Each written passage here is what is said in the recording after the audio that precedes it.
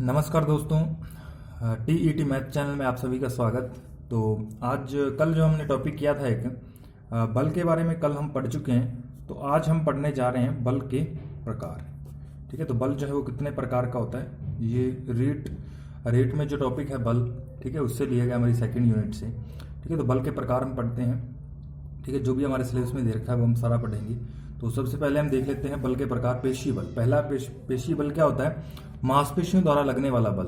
ठीक है, जो मांसपेशियों द्वारा, जैसे किसी भी चीज को हम धक्का दे रहे हैं तो उसमें हमारी मांसपेशियां काम कर रही हैं, तो वो जो बल है वो क्या बल कहलाएगा? कौन सा बल? पेशीय बल कहलाएगा।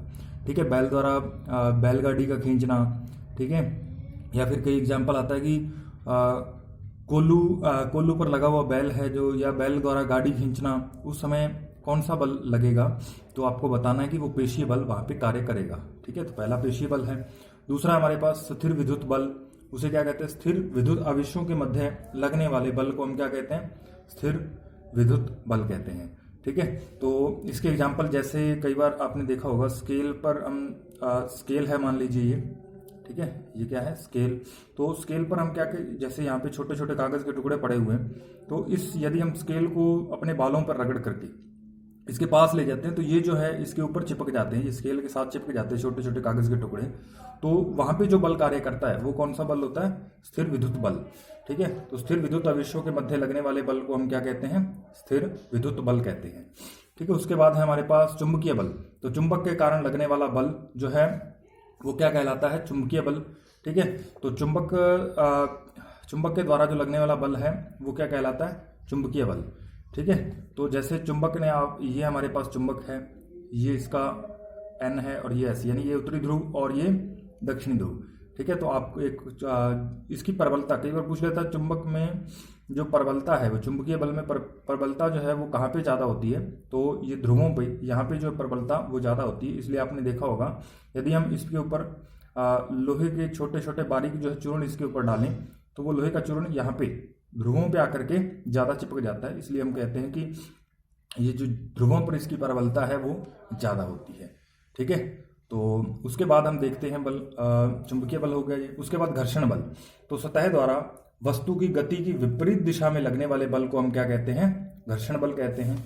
ठीक है, और जैसे साइकिल चलती है, आपने साइकिल आप चला रहे हो मान लीजिए सड़क पे, तो हम क्या उसे पैदल मारना बंद कर देते हैं। तो पैदल मारना जब बंद करते हैं तो कुछ समय बाद वो साइकिल जाके एक जगह पे रुक जाती है। ठीक है, तो इसका कारण क्या है? क्योंकि सड़क द्वारा क्या है, उसके विपरीत दिशा में क्या लग रहा है? घर्षण बल भी कार्य कर रहा है। ठीक है, साइकिल इधर जा रही है तो ये घर्षण बल इधर से इधर कार्य करेगा विपरीत दिशा में। ठीक है, तो घर्षण बल से संबंधित आपको कुछ बातें ध्यान में रखनी है। यह हमेशा गति के विपरीत कार्य करता है। ठीक है, गति की जो विपरीत कार्य करता है, अगर गति इधर हो रही है तो ये इधर बल लग रहा होगा।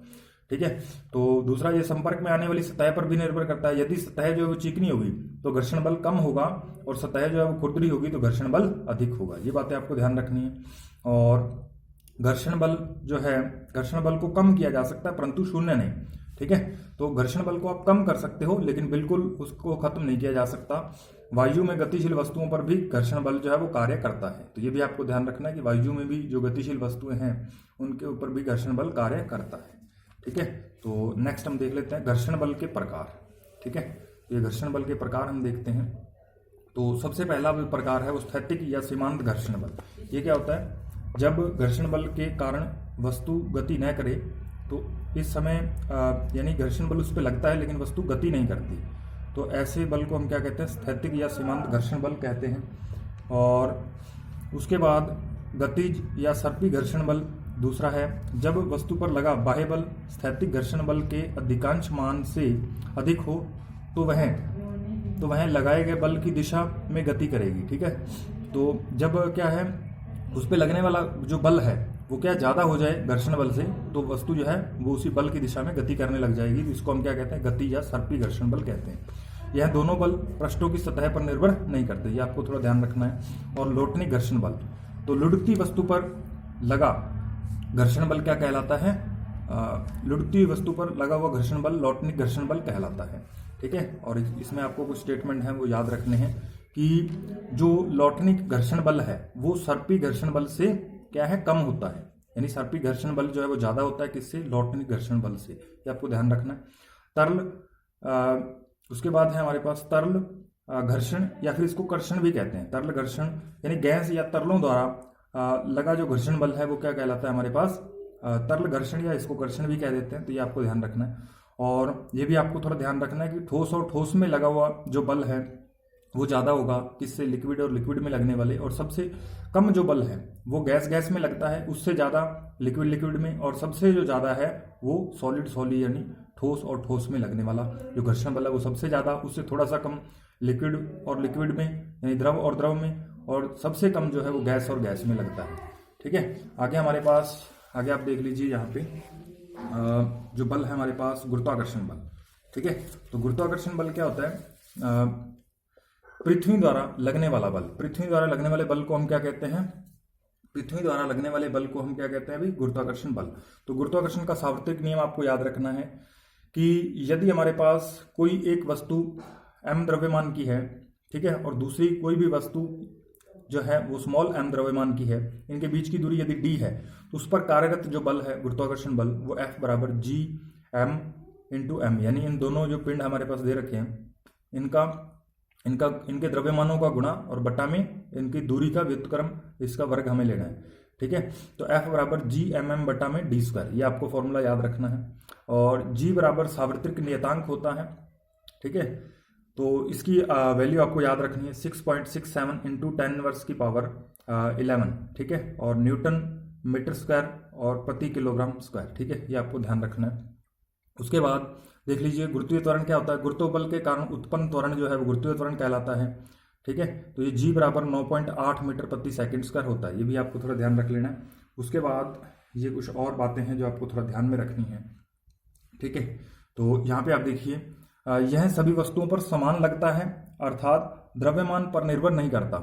ठीक है, तो ये गुरुत्वीय त्वरण जो है वो सभी वस्तुओं पे समान लगता है, यानी आप एक चाहे आप पत्थर फेंक रहे हो ऊपर से नीचे, चाहे आप कागज फेंक रहे हो, तो उस पर दोनों पे कार्यरत जो गुरुत्वाकर्षण बल है वो समान रूप से कार्य करेगा।